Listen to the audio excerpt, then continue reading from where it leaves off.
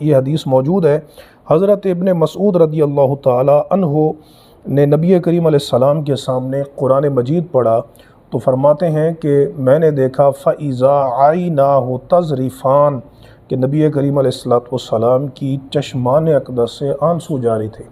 سمجھ آئی؟ یہی کیفیت صحابہ کرام رضوان اللہ تعالی علیہ مجمعین کی ہوتی ہے۔ صحیح بخاری میں موجود ہے کہ حضرت سیدنا ابو بکر صدیق رضی اللہ تعالیٰ عنہ اذا قرأ القرآن لا یملک عینیہ، جب وہ قرآن پڑھتے تو آپ کا اپنی آنکھوں پر کنٹرول نہ رہتا، ٹھیک ہے نا۔ وَكَانَ رَجُلًا بَكَّاءً، اور وہ بہت زیادہ، بکان مبالغے کا صیغہ ہے، بہت زیادہ گریہ فرمانے والے تھے، وہ رونے والے تھے اللہ کی خشیت میں۔